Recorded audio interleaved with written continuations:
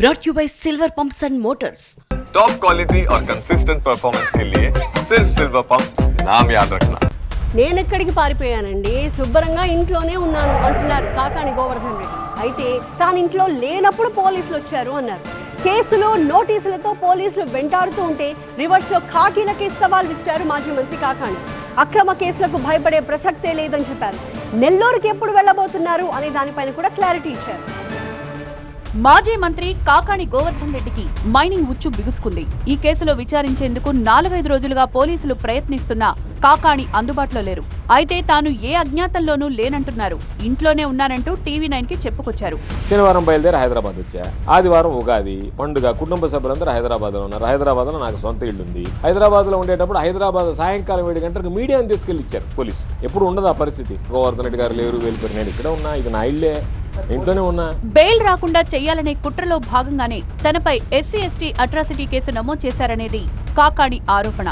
ముద్దాయిలతో తాను మాట్లాడినట్లు నిరూపిస్తే రాజకీయాల నుంచి తప్పుకుంటానంటూ సవాల్ కూడా చేశారు. నేను ఈ ప్రభుత్వానికి ఛాలెంజ్ విసురుతున్నా, పోలీసులకు ఛాలెంజ్ విసురుతున్నా. నా పాత్ర ఉన్నట్టుగా. పాత్ర అంటే ఏంటి?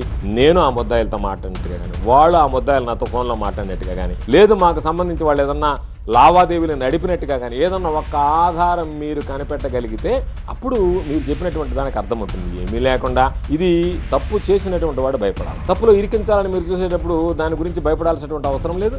రాజకీయ కక్షలో భాగంగానే తనపై కేసులు పెడుతున్నారనేది కాకాణి ఆరోపణ. అలాంటి వాటికి భయపడే ప్రసక్తే లేదన్నారు.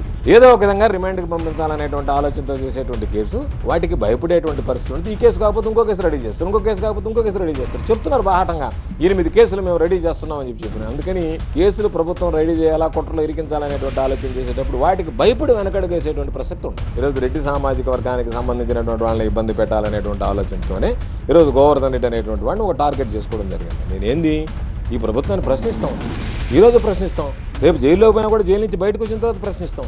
జైల్లో ఉన్న రోజులు మాత్రమే మా గళం ఆపగలరు. నెల్లూరులో లేని సమయం చూసి పోలీసులు నోటీసులు ఇచ్చారు. పైగా నోటీసుకు విచారణ సమయానికి మధ్య 24 గంటల సమయం కూడా లేదు.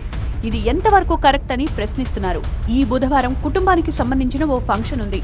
ఆ ఫంక్షన్ తర్వాత పోలీసులు ప్రజలకు అందుబాటులో ఉంటానంటున్నారు. ఎన్ని కేసులు పెట్టినా ఎదుర్కొంటా, భయపడే ప్రసక్తే లేదంటున్నారు మాజీ మంత్రి కాకాణి.